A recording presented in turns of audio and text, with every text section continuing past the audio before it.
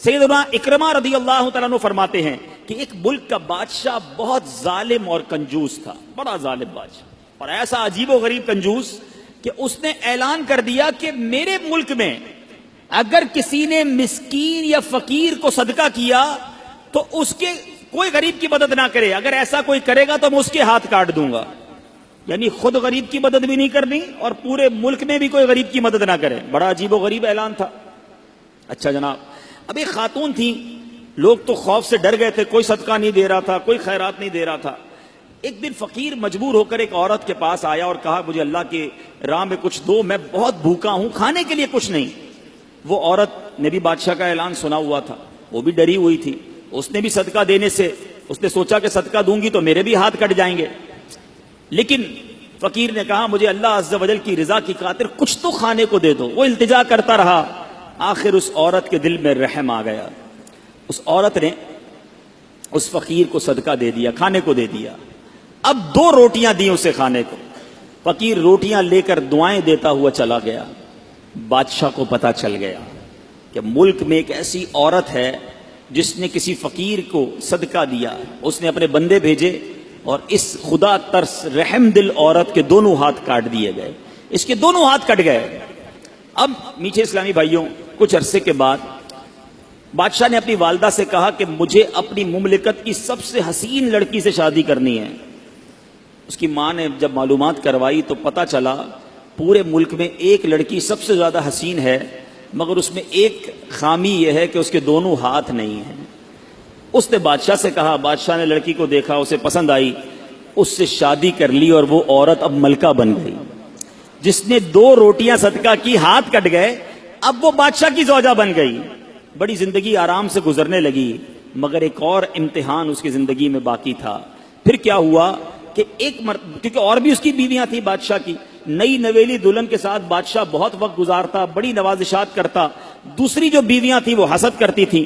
ایک مرتبہ بادشاہ طویل عرصے کے لیے ملک سے باہر گیا تو بادشاہ کی بیویوں کو اچھا موقع ملا، انہوں نے بادشاہ کو خط میں لکھا کہ تمہارے پیچھے تمہاری جو بیوی ہے، نئی دلہن جو ہے، وہ برے کام کرتی ہے، اس کا کردار اچھا نہیں۔ بادشاہ نے بغیر کسی تحقیق کے حکم دے دیا کہ میری بیوی کو اٹھایا جائے اور جنگل میں پھینک دیا جائے، محل سے نکال کر جنگل میں پھینک دو۔ اب وہ عورت جنگل میں پہنچ گئی، بیابان جنگل تھا، اس کا ایک بیٹا بھی ہو گیا تھا بادشاہ سے۔ اب اتنی دیر میں میرے میٹھے اسلامی بھائیوں، وہ عورت اس جنگل میں نہر میں پانی پینے کے لیے جھکی تو اس کے ہاتھ سے وہ بچہ بھی پانی میں گر گیا، زور زور سے رونے لگی، بچہ بھی پانی میں ہے، دونوں ہاتھ بھی نہیں ہیں، پکارے تو کسے پکارے؟ اچانک 2 خوبصورت نوجوان آئے، انہوں نے کہا کیوں رو رہی ہیں؟ کہا میرا بچہ پانی میں چلا گیا ہے۔ اس نے فوراً، اس نوجوان نے آگے جا کر اس بچے کو پانی سے نکالا، کہا اور آپ کو کچھ چاہیے تو بتائیے، کوئی اور آپ کی خواہش ہو تو بتائیے، کچھ اور آپ دعا کرنا چاہیں۔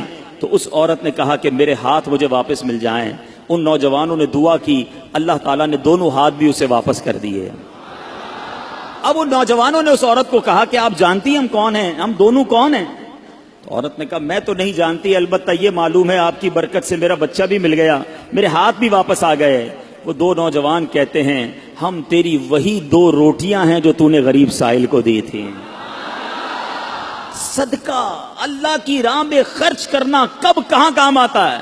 اس عورت کو 2 روٹیوں کے بدلے 20 روٹیاں نہیں ملی، حضرت رابعہ بصریہ کو 20 روٹیاں ملی تھی۔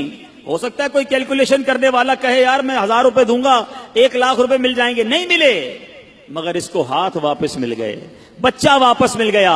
کیا معلوم مجھ پر اور آپ پر کوئی بلا آنے والی ہو، کوئی مصیبت آنے والی ہو، کوئی بیماری آنے والی ہو، اگر اللہ کی راہ میں صدقہ دیں، کسی غریب کی مدد کریں اور اس کے دل سے دعا نکلے اور اللہ کریم ہم سے وہ مصیبت کو ٹال دے تو اے میرے میٹھے اسلامی بھائیوں، مدنی چینل کے ناظرین، بعض اوقات جب صدقہ اور خیرات کی بات آتی ہے تو بعض لوگوں کے ذہنوں میں یہ بات آتی ہے میں تو خود غریب ہوں، میں تو خود پریشان ہوں، میں تو خود نوکری کرتا ہوں، میں تو خود کرائے کے گھر میں رہتا ہوں، ارے میں صدقہ اور خیرات کیسے دوں؟ یہ غلطی ہے میرے میٹھے اسلامی بھائیوں۔ یاد رکھیے اللہ تبارک و تعالیٰ کی بارگاہ میں اخلاص دیکھا جاتا ہے، رب کی بارگاہ میں کوانٹٹی نہیں، کوالٹی دیکھی جاتی ہے. کوئی لاکھوں صدقہ کرے اخلاص نہیں, اس کے صدقے کا کوئی فائدہ نہیں. کوئی 1 روپیہ صدقہ کرے اور اللہ کی رضا کے لیے اخلاص کے ساتھ کرے, کیا معلوم وہی روپیہ اس کی مغفرت کا ذریعہ بن جائے. تو نیت بارگاہ الہی میں دیکھی جاتی ہے. یہ گویا اللہ سے کاروبار ہے. اس کو خرچ کرتے وقت دل میں ملال نہ لانا. اللہ نے تھوڑے دیے ہیں, تھوڑے خرچ کرتے رہو. جب وہ زیادہ عطا فرمائے زیادہ خرچ کرتے رہو. اللہ کی راہ میں خرچ کرتے رہا کرو. وہ رب کریم تمہارا ملٹیپلائی کر کر بہت زیادہ بڑھا کر تمہیں عطا فرمائے گا. صلو علی الحبیب صلی اللہ تعالی علی محمد. مجھے اپنی اور ساری دنیا کے لوگوں کی اصلاح کی کوشش کرنی ہے انشاءاللہ.